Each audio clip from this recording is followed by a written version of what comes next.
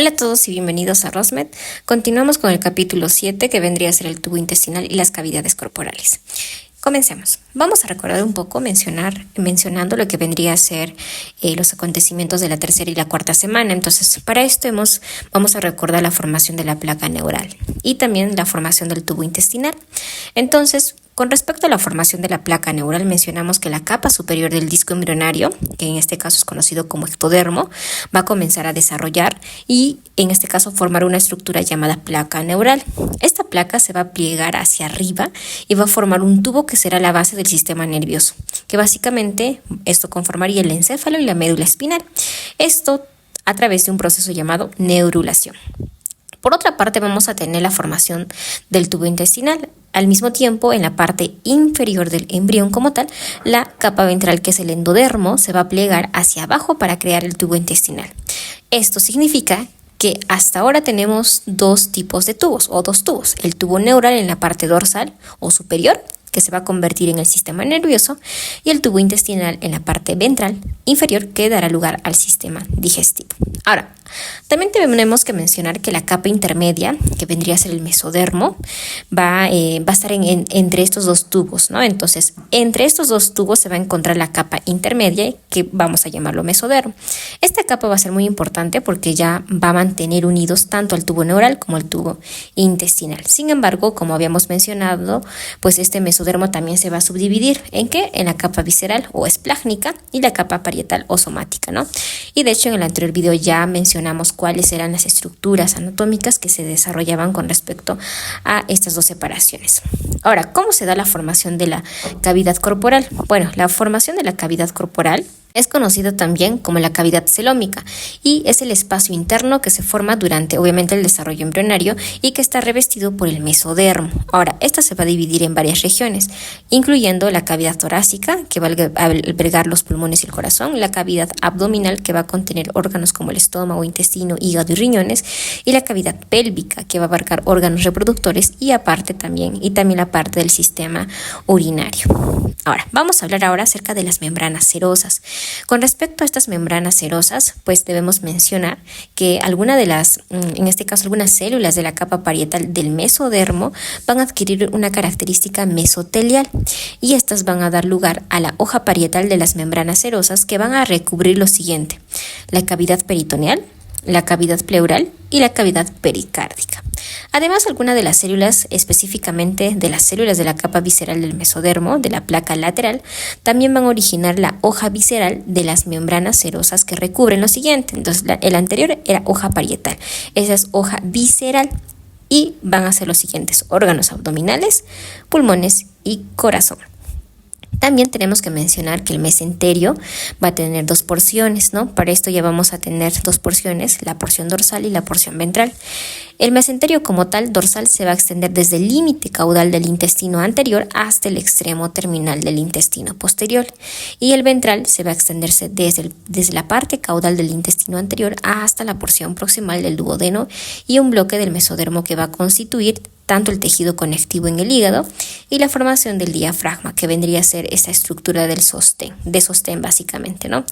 El libro como tal está diseñado, por lo menos hasta el capítulo 9, a mencionarnos o hablar del desarrollo embrionario en meses, ¿no? Es decir, el último capítulo, por ejemplo, vamos a tocar incluso con relación al nacimiento y todo ello de manera muy resumida. A partir del capítulo 10, que vendría a ser la segunda sección del libro de embriología, en este caso de Lachman, va a hablar acerca de la organogénesis, es decir, vamos a hablar de la embriogénesis con respecto a cada estructura de un órgano, ¿no? Entonces, para eso vamos a extendernos mucho más con respecto al intestino, al hígado, todo eso.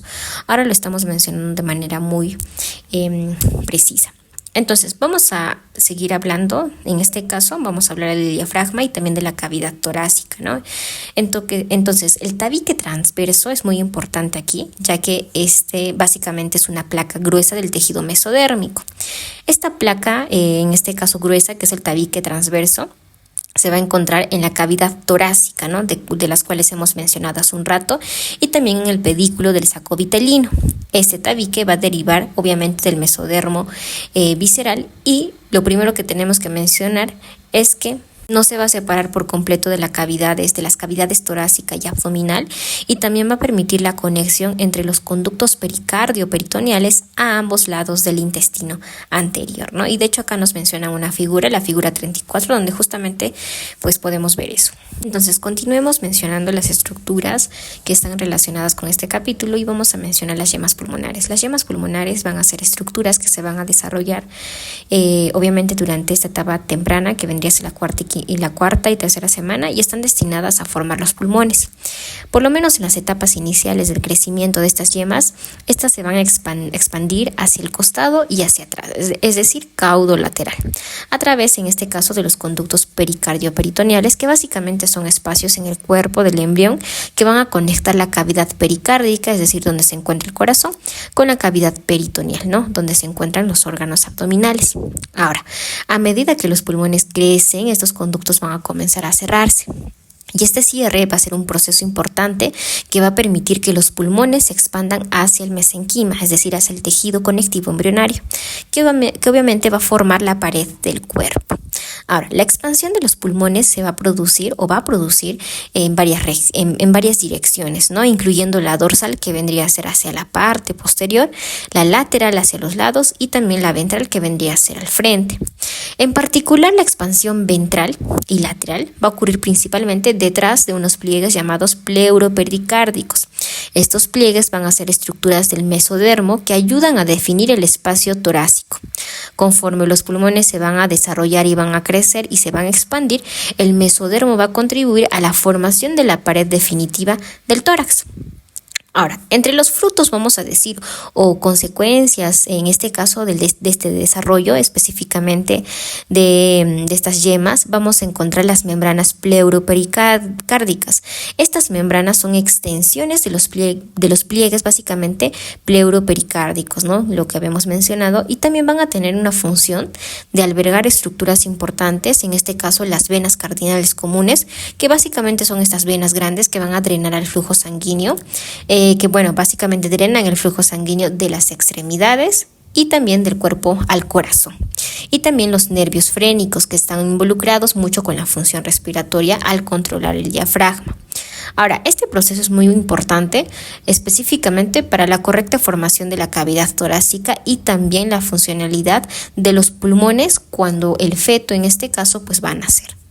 Recuerden, por favor, que estamos mencionando todas estas estructuras de manera muy rápida. Entonces, a continuación vamos a hablar del corazón, que vamos a mencionar obviamente desde la parte más temprana, ¿no? No vamos a mencionar mucho de manera tan detallada, por ejemplo, la tabicación y todo ello, ya que lo vamos a mencionar en los siguientes capítulos. Entonces, para tener un contexto, se recuerdan que estábamos hablando de la gastrulación. Esta gastrulación daba lugar a 3 capas, en este caso, que vendría a ser el ectodermo, mesodermo y endodermo, ¿no? Entonces, hablamos del mesodermo específicamente lateral, que se dividía en esplácnico y en el somático. Entonces, este esplácnico como tal, de aquí es donde va a surgir el corazón, ¿ya? Entonces, en este caso, este mesodermo lateral se va a encontrar específicamente en la región anterior del embrión, específicamente cerca de la cabeza en desarrollo. Ahora, a partir de esto vamos a tener células cardiogénicas.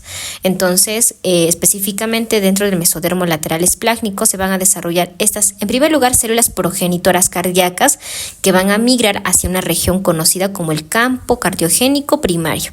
Esto cerca a la membrana bucofaringea. Ahora, estas células van a formar 2 cordones endoteliales que se van a transformar en tubos endocárdicos en ambos lados del embrión. Ahora, luego de esto se va a dar la fusión de estos 2 tubos endocárdicos, ¿no? A medida que el embrión, por ejemplo, se va a plegar lateralmente, aproximadamente tercera semana, los tubos endocárdicos se van a acercar y finalmente se van a fusionar en la línea media para formar el tubo cardíaco primitivo.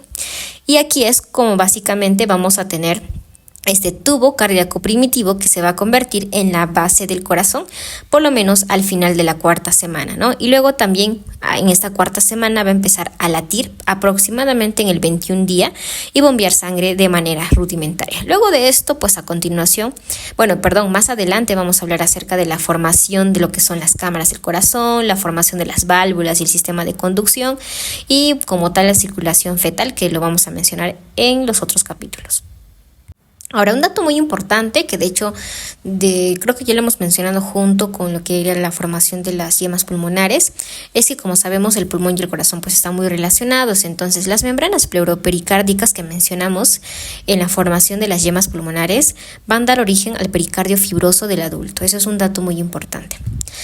Ahora, para terminar, vamos a hablar de la formación del diafragma, cómo se forma el diafragma, ¿no? Entonces, para esto vamos a mencionar 2 semanas específicamente, vamos a mencionar la semana 7 y la octava semana, ¿no? Entonces, en la semana 7 como tal, durante esta etapa, el diafragma va a seguir, obviamente, desarrollándose a partir de varias estructuras. Entonces, para esto vamos a tener en primer lugar el septo transverso.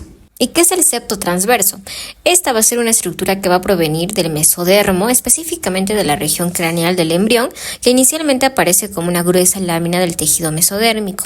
En las primeras etapas del desarrollo, más o menos entre la cuarta y quinta semana, se van a encontrar cerca de la región del corazón, pero específicamente por la membrana orofaringea, si no me equivoco, pero a medida que el embrión se va a curvar y va a crecer, el septo transverso se va a desplazar hacia la parte inferior del cuerpo. Ahora, este septo transverso va a formar el tendón central del diafragma, que obviamente es una estructura muy importante para el funcionamiento tanto de los pulmones luego del nacimiento, ¿no? Entonces, en segundo lugar vamos a tener también pues la formación, como ya habíamos mencionado dentro de las yemas pulmonares, las membranas pleuroperitoneales. Entonces, estas habíamos mencionado que se desarrollan a partir de los pliegues mesodérmicos laterales del cuerpo embrionario, específicamente en las regiones dorsales. Estas membranas van a crecer y se van a extender hacia el centro del embrión. ¿Para qué? Para cerrar las cavidades pleural y peritoneal, separando las cavidades torácicas y abdominal como tal. Luego también pues vamos a tener en este caso el surgimiento del mesenterio dorsal, que básicamente es una estructura mesodérmica que va a sostener el esófago en las primeras etapas de desarrollo embrionario. ¿Para qué? Para formar la parte posterior del diafragma, incluyendo los pilares del diafragma, que van a anclar la estructura de las vértebras lumbares y también van a rodear al esófago, ¿no? Y finalmente también nos mencionan lo que son las células musculares de la pared lateral del cuerpo, que de hecho estos van a provenir del mesodermo somático de la pared corporal lateral y pues van a migrar luego de eso hacia el septo transverso y las membranas pleuroperitoneales, y de esta manera ambos van a formar la parte muscular periférica del diafragma, para lo cual pues obviamente es esencial nuevamente para la respiración después del nacimiento. Amigos, y de esta manera hemos terminado con el capítulo 7. Una cosa que me estoy olvidando es que básicamente aquí el nervio que va a inervar prácticamente ya este diafragma vendría a ser los nervios frénicos, ¿no? Eso es un dato muy importante. Además también que se menciona que las células musculares se van a originar a partir de los segmentos cervicales C3 y C5. Y bueno, eso sería así todo. Si te gustó, dale like y suscríbete. En el próximo capítulo vamos a hablar acerca del tercer mes al nacimiento, que básicamente vamos a mencionar el feto y también la placenta, ¿no? Recordemos que hasta la octava semana solamente, o hasta la novena, algunas bibliografías también mencionan, es un embrión. A partir de la octava y novena semana va a considerarse un feto.